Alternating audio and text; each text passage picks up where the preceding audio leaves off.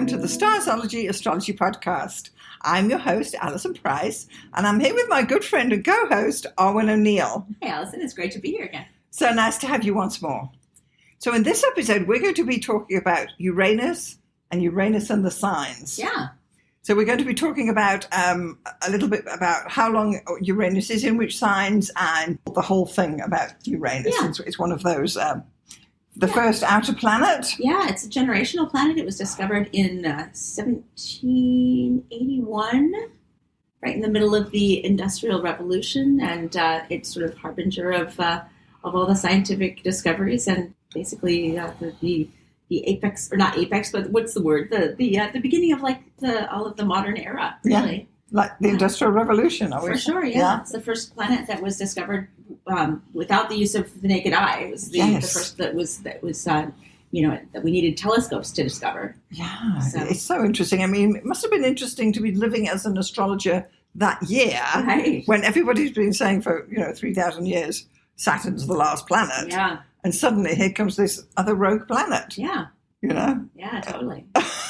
Yeah, and I know I've read things about planetary discoveries, and it's really fascinating how that, because it's not just like someone sees, I mean, sometimes it is. Like when Eris was discovered in 2005, it was really they've got screenshots of the little drawing where they circled the thing and were like, question mark, Yes. Is this a thing? But yeah, with Uranus, there were, I think, kind of intimations that there might be something, and it was because it sort of perturbs the orbit of other things. And then there's Kuiper belt and the whole, asteroid belt and all of that stuff. And they cast shadows on things, and because Uranus is not a gas giant like Saturn and Jupiter, but it is pretty big. Yeah. All the outer planets, except for Pluto, obviously, are large and hefty, aren't they? Yeah. Hefty. Yeah, so they perturb some orbits, and Perturb. Yeah, there's a good Uranus keyword. Perturbed. Disturb. Disrupt. Yeah. So after Uranus was discovered, the astrologers scrambled to find what does the new planet mean. Yeah. Waiting for the ephemeris coming out. Yeah. Ephemerides coming out, I should say. Yeah, and I mean, if you're thinking about 1781, that's right around the time of the American Revolution, the French Revolution, all sorts of revolutions. So it quickly became associated with revolution. Yeah, with revolutions and with science and with discovery and with disruption and rebellion. Yeah, and it's definitely that planet, isn't it? Yeah. And then astrologers took it up as their patron planet. Yeah. Yes. Well, I've always liked Uranus as a planet, but I mean, if you've got to pick and choose, I don't know if it's my favorite, but it's certainly, I do enjoy working with it. And I always double check it in charts because it's super interesting. Yeah. Yeah, definitely. So when we're talking about Uranus going through the signs, it's going to spend a certain amount of time in each sign because it takes a certain amount of time to go round. For sure. It takes about 85 years, and it spends 7 years in each sign. Yeah. So that is quite a chunk. Well, it's one of the generational planets. It's the first of the three. So generational planet being the outer three, Uranus, Neptune, and Pluto. Uranus spends 7 years in each sign. And that's a good, 7-year chunks are really an interesting benchmark of, decades are what we traditionally think of, but decades are kind of wishy-washy. It gets back at the 60s, right? Yes. There's two very different looks to the 60s. There's the early 60s, the Mad Men era, and then there's the Woodstock 60s, right? Yes. And Uranus is definitely... As Uranus changed signs, right? Fashion-wise, it's definitely the one to look at. Yeah. Styles change. Super interesting. Yeah. And presidents spend, U.S. presidents, whatever, they spend 8 years, usually, 4 or 8, but a maximum of 8. Yeah. So I think a 7-year difference is a really interesting marker to look at. Yeah. As far as things changing radically, approximately every 7-8 years-ish. Yeah. Yeah. And I know when I was learning astrology, they were saying then that you're better off finding a partner whose Uranus is in the same sign as yours because you're going to see life the same way. Yeah. So, it does depend. Looking for someone within 7 years of you. Yeah. Yeah, or within your, wherever your the Uranus happens to be. Yeah. Yeah. What I tend to do is yes, look for someone who's just a little bit older than that, because my partner, of course, is 9 years older than me, and my last 3 before that were also around the same difference in age. Okay. And that means that their Uranus and Pluto will also be conjunct all of my Virgo stuff. Oh, well, there you go. There you go. Yeah. Yeah. Happens to work that way for me. Super interesting. So if it takes Uranus 84 years to go around, then by the time we turn 84, we'll have a Uranus return. We'll have a Uranus return. Yeah. When I used to live in Toronto, there was a conference there, and I met a woman from Edmonton, Chris McRae, and she was having her Uranus return as she was giving this lecture, and she was 84 then, and she said everyone should get to their Uranus return, especially if you're an astrologer. So I thought, well, I'll aim at that and beyond. Yeah. So it's a good time scale. Definitely. So that means that we do have people alive today who could have Uranus in any of the 12 signs. For sure, we do. Yeah. There's actually something interesting. This was a few years back, but I remember seeing it was maybe in The Economist or one of these like that kind of paper or magazine or whatever. And it was basically like the, how they have like the 40 under 40 or the, whatever. Yeah. And it was like kind of the 8 over 80. Oh. And it was like Warren Buffett and, all of these, and at the time it was, Ruth Bader Ginsburg, like all these very influential people who were over 80 and how they're doing better than ever and all this stuff and, like just sharp as a tack, et cetera. Yeah. And you can't, obviously, it doesn't work across the board as we've seen with Biden. But there's a lot more now than 20 years ago. Oh my God, yeah. Like 80 is the new 65 or probably. Yeah, but that Uranus return thing really does have a bit of an influence. If you think about like what the Saturn return means, it means that it's time to get serious. It's time to it's time for to check if you're on the right track, and if you're not, then there's going to be some kind of crisis. And Uranus return is kind of like you're freed to be yourself in a brand new way, or to if you've accomplished something of note at that age, you're going to become kind of like this elder statesman or woman. You're true to yourself, then extra level. Yeah, you've got past worrying about what anybody cares. Achievement unlocked, as they say. Achievement unlocked. Gaming community. Oh, yeah. Okay. Yeah. So then we'll start with. Are we starting at the beginning with Aries and Aries, or we're gonna? Yeah, because even though let's might as well do it that way. So the last transit of Uranus through Aries was from March 11th, 2011. And if that date sounds familiar to anybody, that's because the day that Uranus went into Aries was the day of the tsunami that devastated the coast of Japan. Yes. And that transit lasted roughly until March of 2019. There was a bit of a retrograde. Mm-hmm. So from May to November of 2018, it retrograded, or it went into Taurus. So it four-graded, is that a thing? And then went direct. Yeah, went direct. Yeah, graded, maybe. Yeah. So there's always a retrograde period, but so roughly 2011 to 2019. Okay. Yeah. And then the time before that was in the 30s, so 1928 to 1935.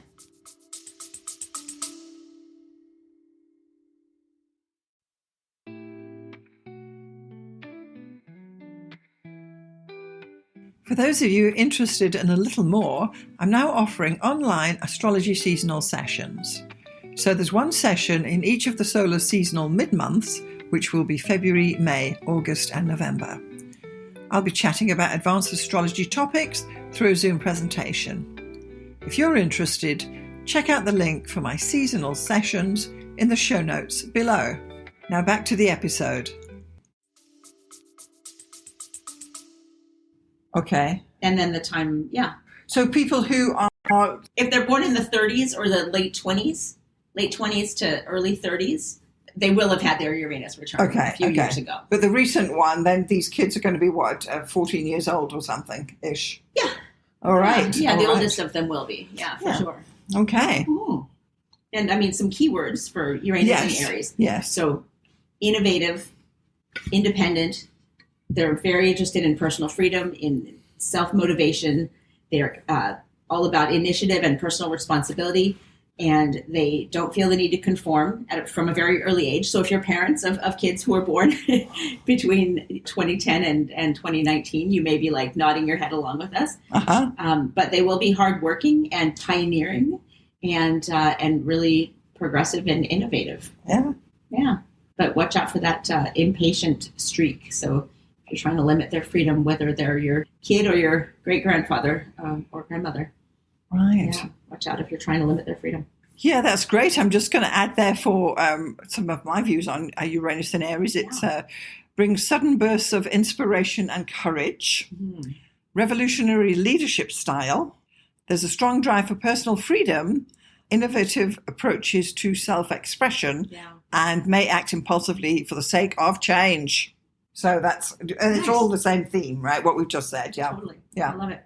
Personally, I don't know anyone in that age group, the younger one or the older one, to be honest. So, all right, then let's have a look at the next one, which is, of course, Uranus and Taurus. Yeah, that's where we are right now, actually. Yes. And we will be until 2025. It'll retrograde back a bit, and then it'll go in, in earnest in 2026. We're going to start to see a bit of Gemini coming in next year.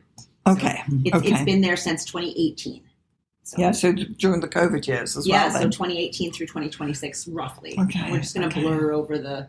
Yeah, we'll just do it. It's annoying. Yeah, you can look it up. Yeah. But we're just going to give you the rough dates. And then the time before that was roughly from 1934 to 1942. Okay. So, yeah, that's a bit of a fraught period or the beginning of World War II. Right? Yes. Yeah. So what we're saying is any children born this year will have Uranus in Taurus. So, yes. Yeah. Exactly, okay. Yeah. And we did do a more detailed thing. I'll put a link to that below as well about Uranus and Taurus, because why not? Yeah. Yeah, and when, of course, next July-ish, we're going to do one on the Gemini. Yeah, absolutely. So keywords from me, and then I'll hand it over to you, are making changes and updating and innovating related to money. Obviously, Taurus is about finances, but it's also about beautification because it's ruled by Venus. So we've got like cooking and gardening and those sort of crops and things like that. And it's like this homesteading thing that's... Homesteading, food. Yeah, exactly. That... It's become a thing, hasn't it? Yeah, and the whole Beyond Meat thing. I mean, as much as that's become kind of a... I don't want to swear, but you get the idea. Yeah, but like... revolutions and innovations where it comes to food, whether they're for good or not, and shortages with food as well, upsets to the food network. Yeah, food insecurities. Yeah, and obviously the Dust Bowl was in the 1930s as well. So, right. And then the disruptions to the food network that happened during COVID and the supply chain and the invasion of Ukraine and how that's like the breadbasket of Europe and all that stuff. So many things, yeah. Yeah. But also powerful innovations where it comes to money, so Bitcoin, whatever. Yeah. Cyber currencies came up. Cyber currencies and innovative ways to make life more comfortable and pleasurable. So, name your Norwegian comfort, theory or whatever. Yes. Yeah. Interesting, yeah. So I just have some ideas on this. So I want to say innovative financial methods, because when Bitcoin first came out, which was however long ago it was, I actually signed up for it because I thought, this is the currency of the future, this and that, and blah, blah, blah. I remember that. And I thought, well, the day I can pay for my coffee in my coffee shop with it, that will be great. And it's never kind of come to that. So I don't know if it's still coming or it's going to die a death. We'll see. Also, some revolutionary approaches to sustainability, which is what we were talking about, right? Yeah. Sudden changes in values and resources. Well, perhaps. New ways of relating to the physical world and progressive ideas about ownership and wealth. Yeah, I can see that. Yeah. I can see that having just gone through, a lot of it was COVID related, but the whole work from home thing. Yes, and the rent crisis. Generation thing. Yeah. The homeownership rent crisis and the rent crisis. I was watching something about it just today about how literally homeownership and rents have never been higher and they will never drop. It's just a matter of can we stabilize them? Right. Because literally, it would become so much worse for everybody if prices went down. Apparently, really? In the economy, because at least in Canada, real estate is the biggest industry of everything. Wow. Farming, none of that, industry, is that right? It's all real estate now. So we all talk about how you can't afford anything, you can't afford to own a home, and most of the people we know who are younger than us have roommates. Yes. They can't afford to get married, supposedly, and that's. parental generation, or the period we're in. Yeah, that's definitely that disruption to home issues. Yes. Yeah. Okay. Yeah. All right. So let's have a look at Uranus in Gemini. Yeah. So the previous one was from 1941 roughly to 1949. And of course, if that sounds like more than 7 years, it's because of the retrograde periods. Right. And the next one will be from 2025 to 2033. Right. Yeah. So this is a very relevant one. We're going to be doing, obviously, a deep dive. Yeah. A few months from now, we're going to be doing a deep dive into Uranus Gemini. And there is that whole weird thing with the wars and Uranus and Gemini, which we've mentioned in a couple of our political podcasts, where they've quote unquote noticed this pattern where the Civil War and World War II and the Revolutionary War in the U.S. all occurred around Uranus and Gemini time. Wow. So, yeah. We will see. We are predicting nothing, but, it's worth... upheaval. It's worth noticing the patterns. Yes. Yeah. Yes. So, some keywords, regardless of the state of the world, are changes and innovations and disruptions to communication, transportation, social discourse, the seeking of more freedom, and the desire to not conform when it comes to those types of things. So breaking taboos and breaking inhibitions when it comes to education, communications, and your immediate social circle. All right. And revolutionizing the ways that we communicate. And yeah, that's super interesting. Who knows what's coming after the cell phone, I know. More AI. Yeah, well, this is it. Yeah. So some ideas I've got is revolutionary communication methods, which we don't know what they're going to be yet. Yeah. Brilliant and unusual thought patterns. Mm-hmm. Who knows? Innovative teaching and learning styles. So there's going to be changing that. Instead of people just shoving in facts, I think they're really going to address it this time. Quick, intuitive understanding of complex concepts, that's my wording, and interest in cutting-edge technology and ideas, because it is Gemini. Yeah. So, things might move pretty fast once Uranus is in Gemini. That I was just thinking back, wasn't it like 84 years ago when telephones were brought into people's homes? Because I didn't think prior to that people had telephones in their houses. Yeah, the invention was different from when they were actually fully adopted. Yes. Yeah. For the man in the street, Mr. Everyman, Yeah. So, for sure. Lots of exciting things to look forward to there. Yeah, definitely. Okay. Uranus and Cancer. So the last time was 1948 to 1955. Right. And the next time will be in... I guess it'll start in 2033. Okay. And it'll go for... Okay, a long time. Well, that's way ahead, isn't it? It's way ahead. Yeah, you don't have to worry about that until 2033. So from now on, we're just going to be talking about the previous transits. So so the last one with Uranus in Cancer was roughly 1948 to 1956. Right. Yeah, and if you're thinking, wow, that's the Donna Reed, Father Knows Best, that whole, the American dream. Those big skirts and those shining kitchens and the consumerism and the Hawaiian shirts and all that. And didn't they invent these that you could buy from the Sears catalogue, an actual house that would come on a truck with panels and you put the thing together? Oh, yeah, they have that now again. Right? I've seen commercials for that. Yes. It's a kind of amazing thing. The tiny homes. Yeah, it comes in like a flat pack, like you get at IKEA, and then they just shoved up the walls. And then I would love one of those. Box, they just shove out the sides, and then it's like a huge, big 2-bedroom. Yeah. Not huge, but I mean, compared to a Vancouver apartment. Well, exactly. Huge. And then you've got ownership too, right? Right, exactly. Just got to find somewhere to put it then. Yeah. So innovations and changes when it comes to traditions, emotional needs, nurturing, mothering, real estate, history, tradition, culture, caregiving, and ownership.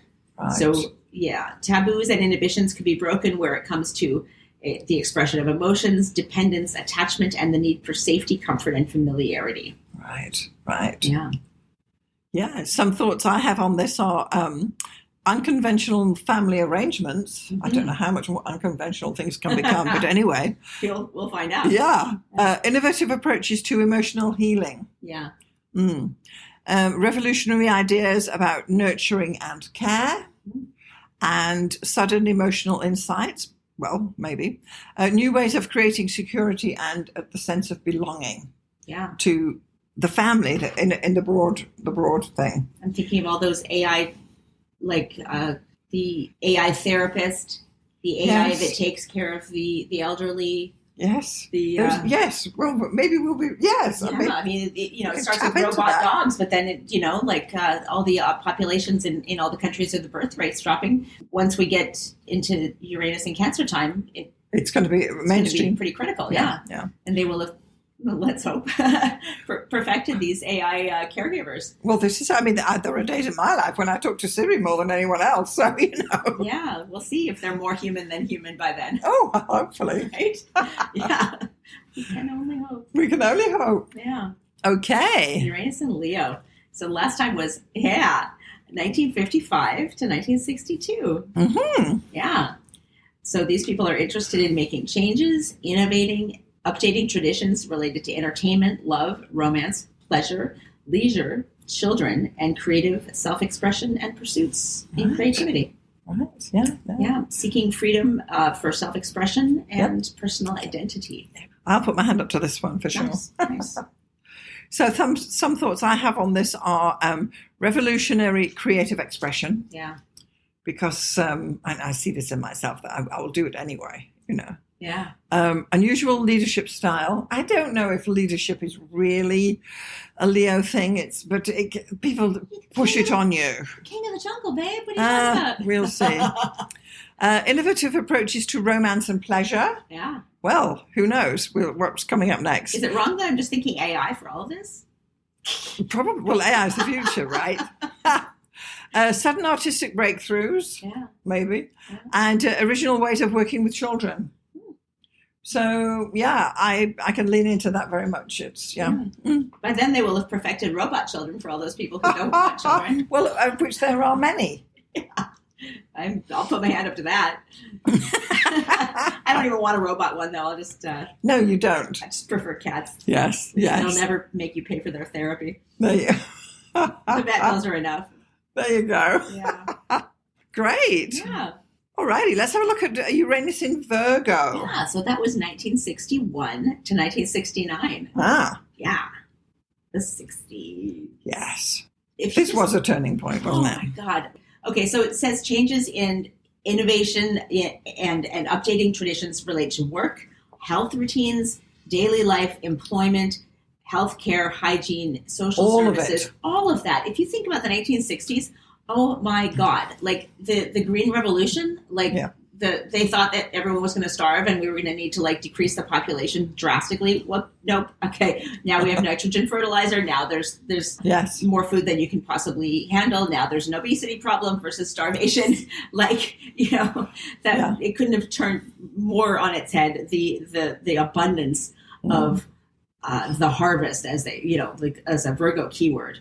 And then on top of that, health revolution, the birth rate, not the birth rate, sorry, what's the word? The health span, lifespan. Oh, yes. The average lifespan, because of course that is related to the child death rate, which, as soon as we have public health care and all this stuff, which was sadly lacking in most places. And then the death rate of the children has gone way down. Yes. Poverty rate of children and the elderly has gone way down since the 60s. And, of course, there's always hiccups and, issues with that. But in general, things have got better. The average age has increased gradually since the 60s.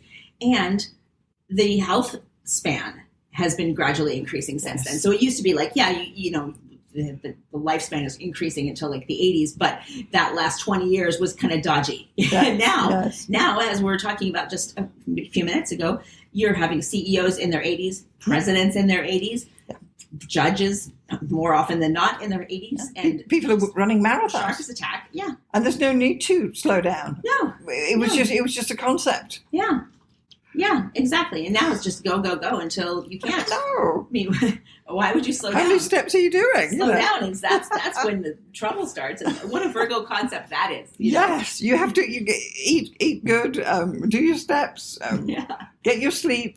And keep the mind sharp. That's another Virgo thing, is keeping that mind sharp, because the more knowledge you have, the more reserves you have. That's one of the things that they say is so preventative and protective against all of the dementia and Alzheimer's and all these things, is the more you know, the more of a reserve you have, basically, is it's true. The thing. It's interesting. It really is. Yeah. So some ideas I have for Uranus and Virgo is innovative health practices. We've mentioned that. Revolutionary work methods. Unique approaches to service and helping others. And sudden insights into efficiency and organization, maybe. And progressive ideas about diet and lifestyle. Because once you know that you shouldn't be eating pancakes for all day, or what was that other stuff? Krispy Kreme donuts. Sugar phenol was another one where we all now know that sugar is toxic. Yeah. Whereas before it was like top of the heap, wasn't it? It was low fat. Now it's high protein. And I don't know where you stand on this, but anyway. No, I mean, I try to avoid sugar as much as possible. Oh, yeah.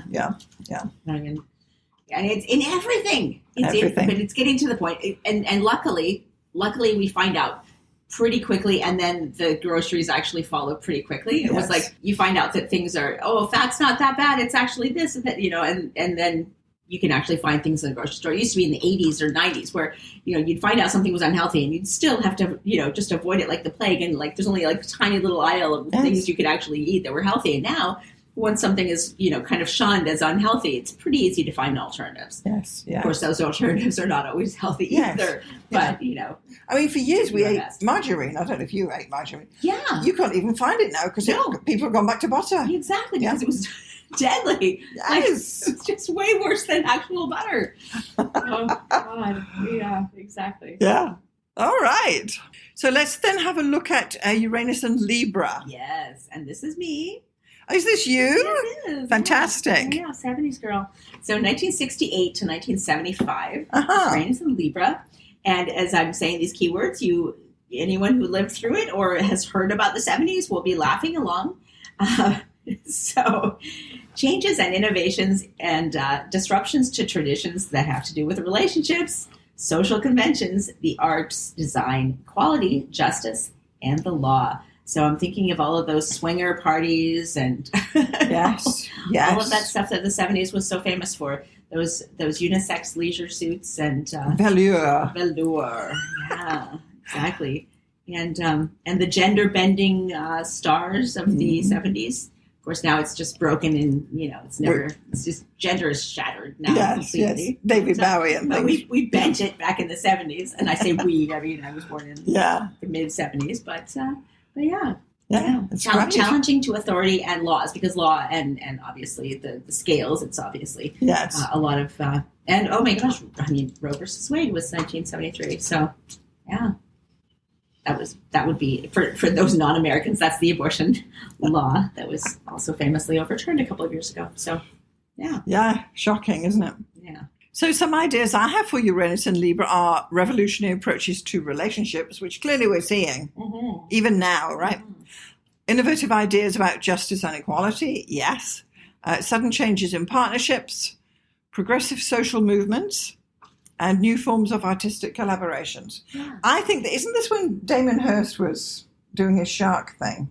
Oh, in the 70s? Was it in the 70s or was that later? I think it was later. Okay. Because he did the diamond skull thing, and that was pretty recent. That was only like 10 years ago. Yeah. No, like 7 years ago. Okay. So But he did a lot of raw meat art, I remember that. Yeah, there was that massive shark in the Lucid thing. Yeah, that was later. But that was later, okay. He might even be my generation, or a little older. I'll have to look it up. First. Yeah, interesting thing. We'll look into that. Yeah. Yeah.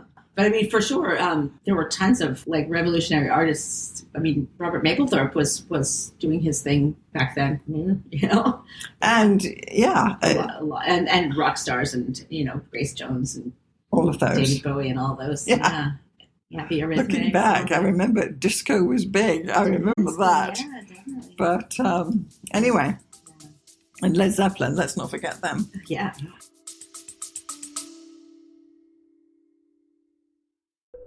Are we all psychic? What are spirit guides and angels? What is energy healing? What's a ghost? Do I have a soul contract? What's a soul even?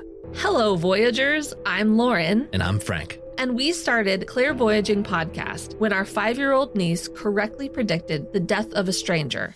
We decided that it was time to learn more about things that can't be easily explained. Join us as we interview psychics and experts about the basics of esotericism and try to enhance our intuitive abilities. Come for the development, stay for the underdeveloped jokes. Clairvoyaging Podcast. Normalize your spiritual journey with us on any podcast platform. How can we? They've never gone away. Disco's gone, away a little bit. Of course, I'm a roller skater, so disco is never too far away. But Led Zeppelin's never gone away. All right. Yeah, Uranus, Scorpio. Uranus and Scorpio. So November, we'll just say 1974 to 1981. Ah. Well, I'm making politics all this time. I'm thinking Carter. I'm thinking Reagan. It's morning in America and all that stuff. Yeah. So was Reagan in this time? He was elected in 80. So he was the only president who made brown suits fashionable. Hilarious. I know, as a trend, because after him and before him, it was charcoal grey, really. Yeah.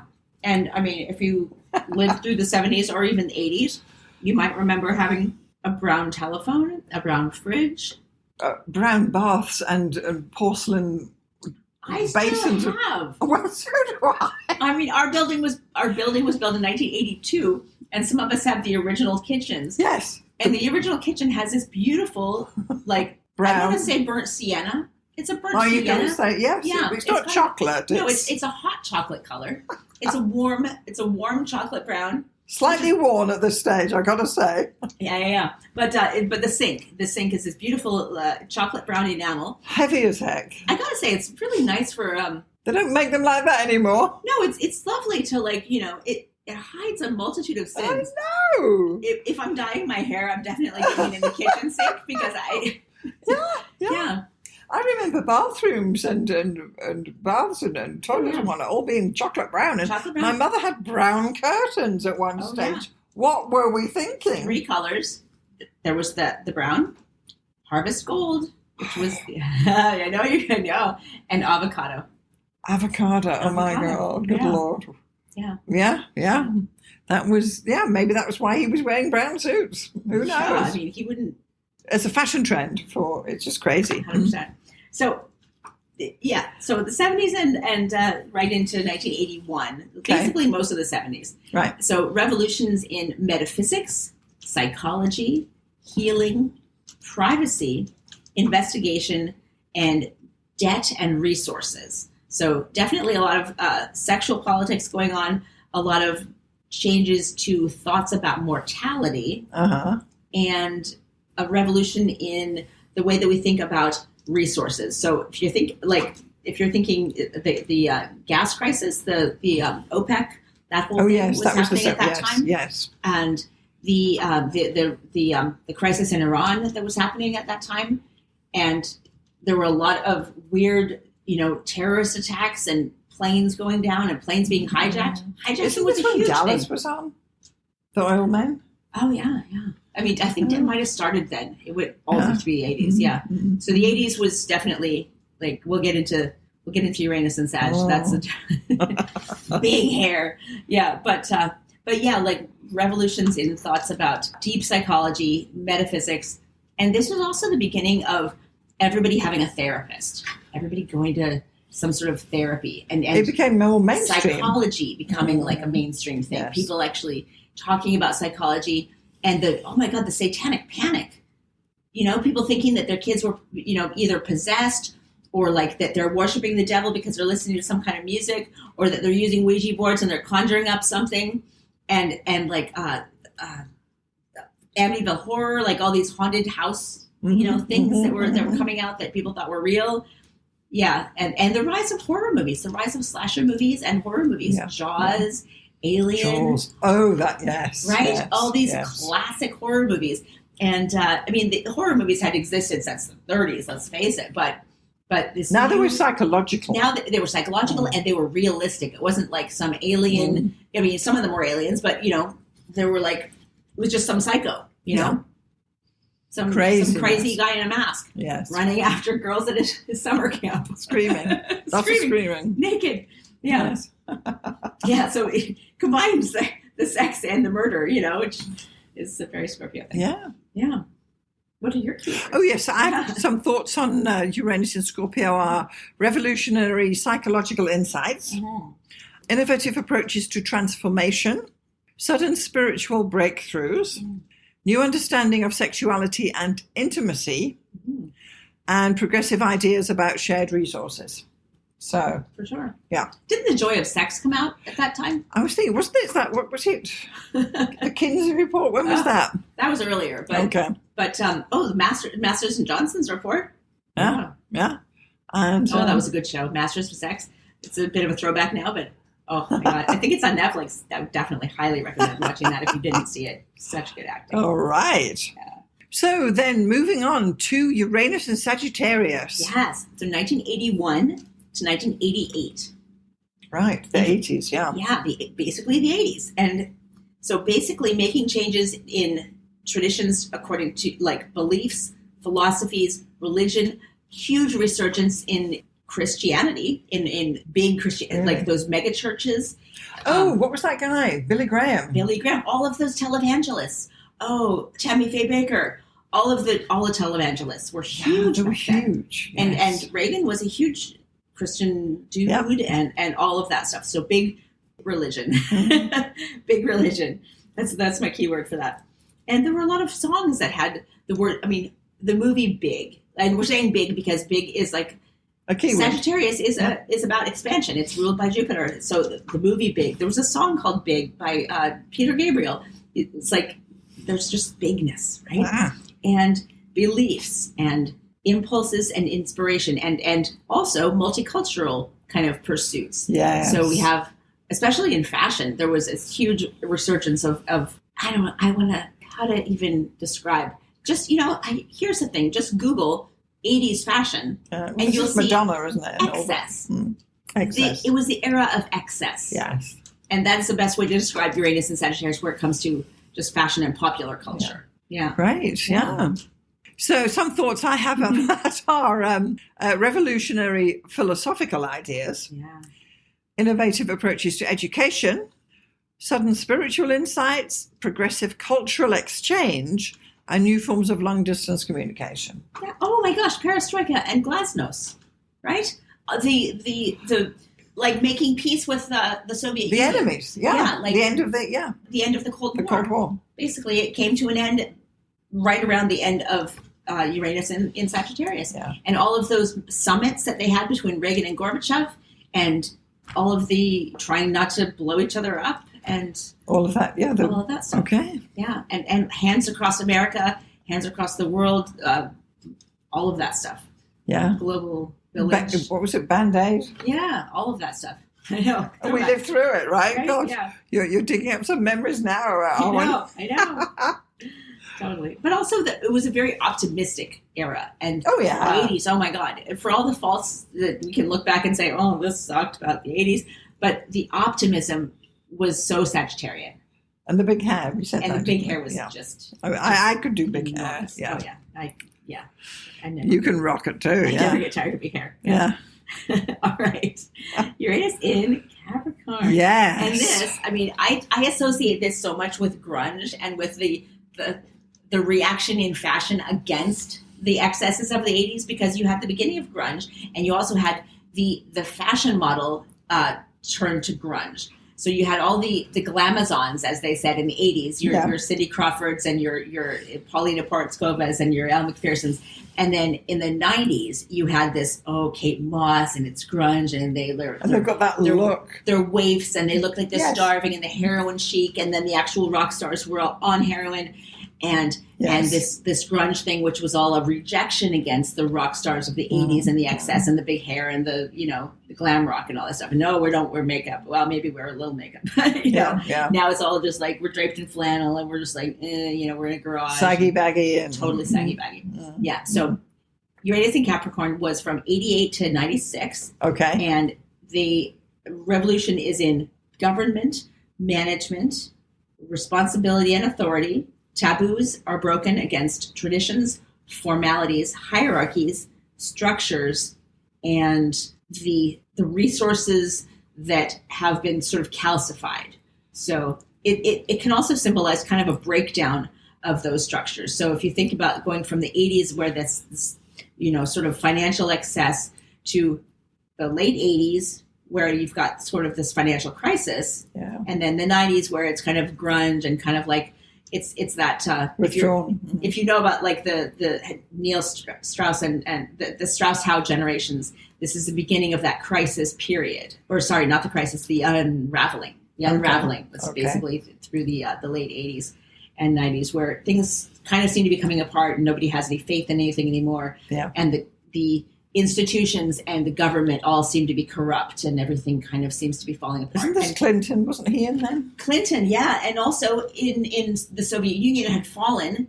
And now there's this weird thing where it's like, okay, there's no structure anymore there. And it's all just this McMafia kind of thing where it's all, there's all these kind of former KGB guys before Putin even, and just mad scramble for power where, there's no resources, there's no structure, there's no stability anymore. Yeah. And everyone just suddenly having to find out overnight how to become capitalist. And there's all these weird schemes and wasn't that unrest. Y2K as well during that time? Not yet. Okay. Not yet. Yeah, that would be Aquarius. Yeah. Right? Yeah, some ideas I have about Uranus and Capricorn is revolutionary business methods. I really couldn't speak to that. Innovative approaches to authority. Sudden changes in social structure.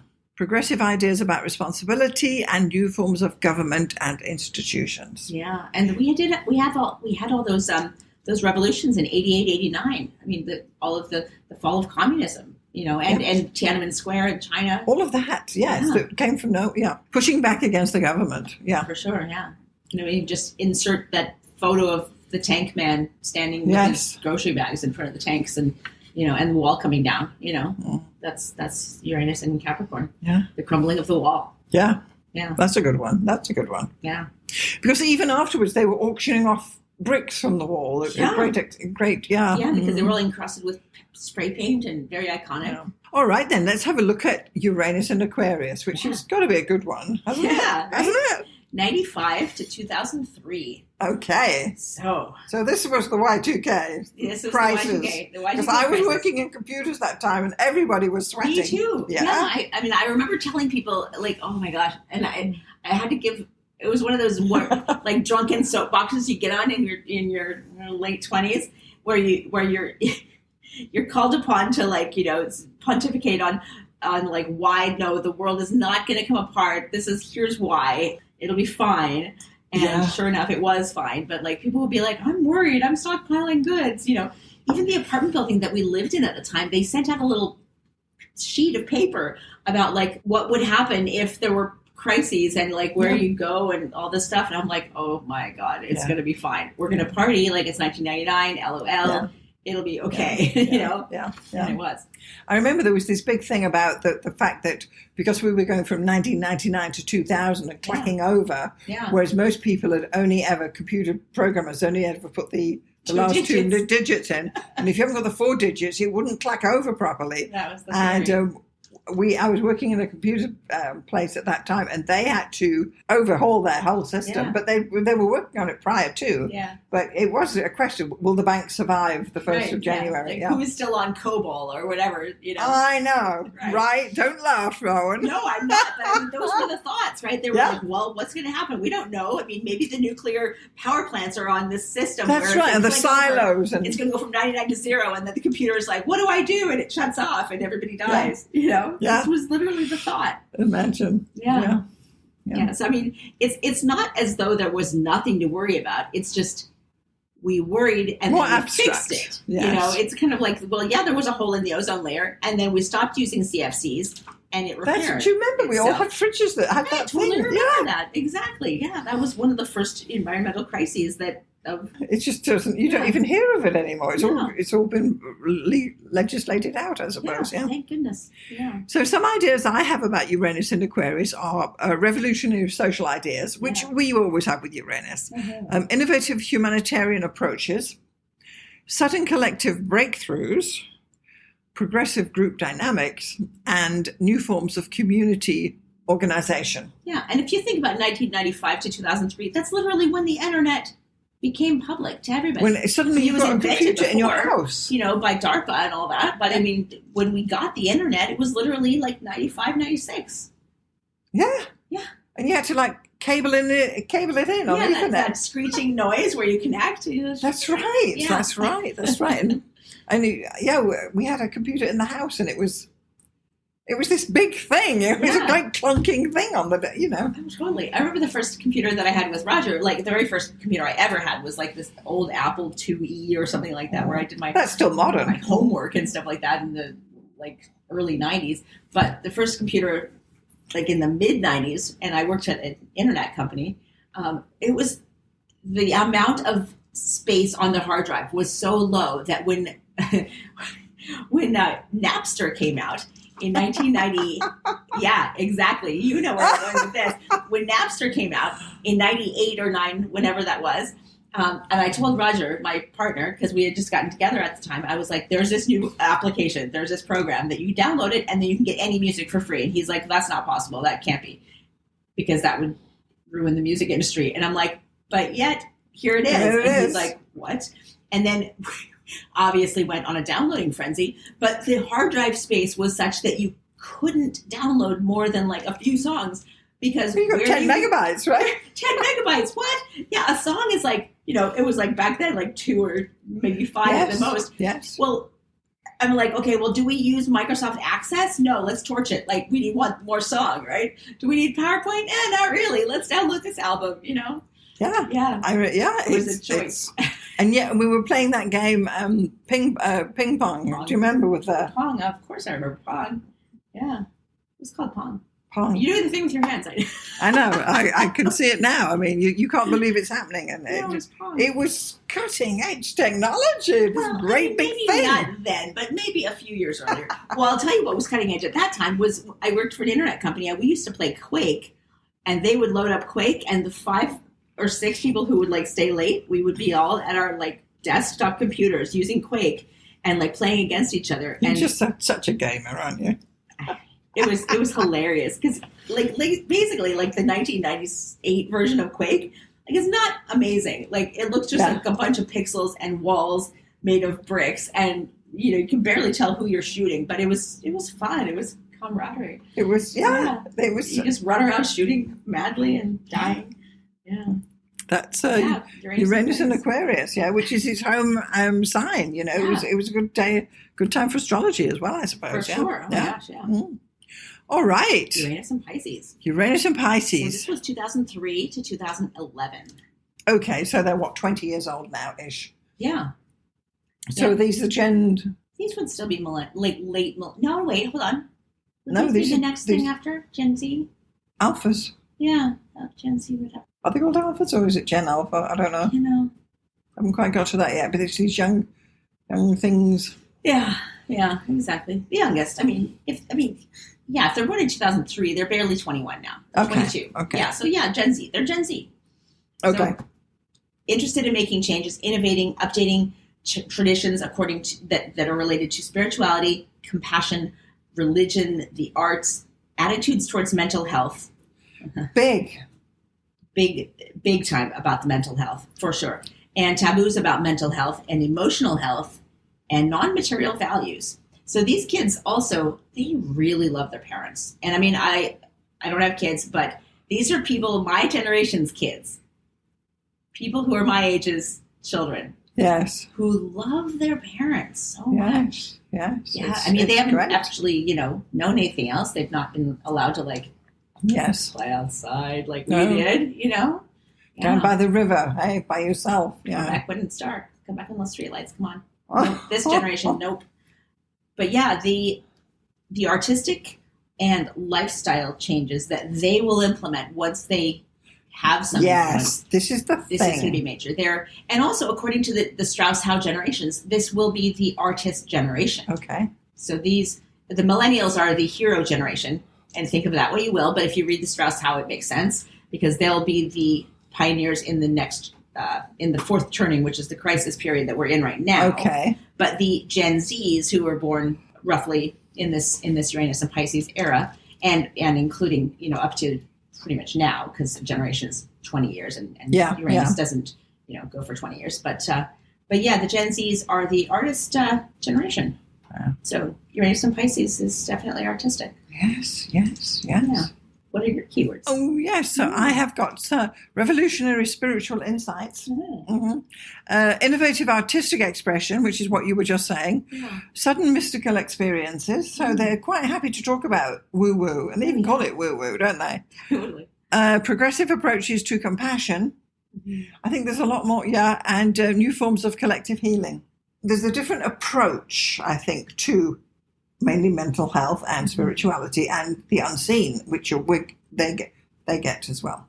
So I think it's interesting to also note that when Uranus is, or any planet is in a sign, that's the sort of thing that occurred during that period. But children born with this in their chart, only when they get to maturity are they able to change the world by bringing in their ideas. So there's that as well. This is true of any generational planet. So when we're talking about Uranus, Neptune, or Pluto, there's what was happening while this generation was being born, and then this is the influence that the generation will have once they grow up. So it's super interesting that way. And we're having to. This is this EDI thing. DEI. Yes, that too. Something and inclusion. Yeah, diversity, inclusion, and equity.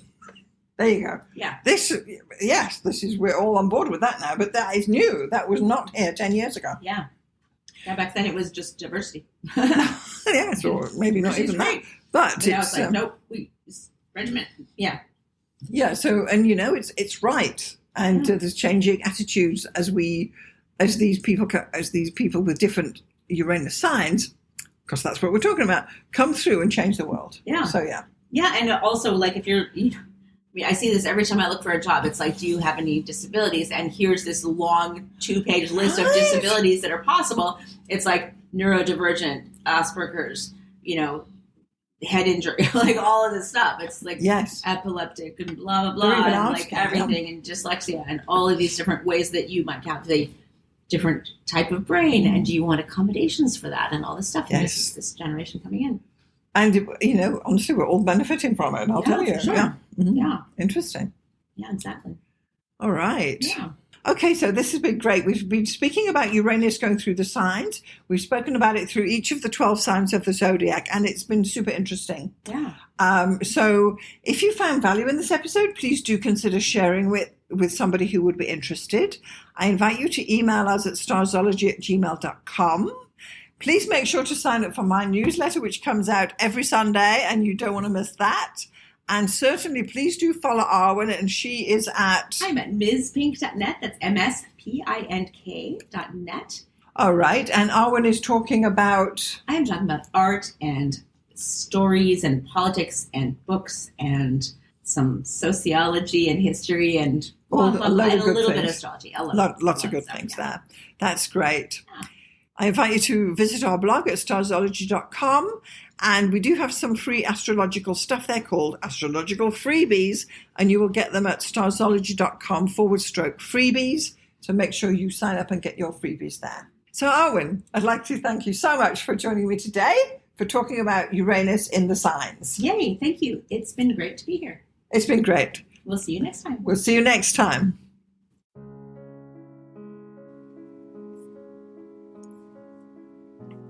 Thanks so much for getting this far through the episode.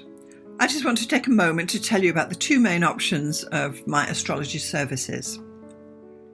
So the first one is coaching.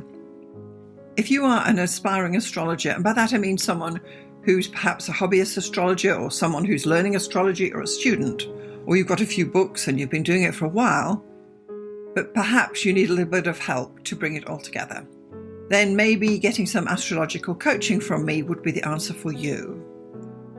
The astrology coaching I offer is a 1-hour session on Zoom, and it's tailored to answer your particular questions. For example, if you have issues with natal chart readings, we can go there. Or if you're having problems working with your forecasting, we can go there. Or even basic astrology stuff, or even getting yourself organized for your astrology business.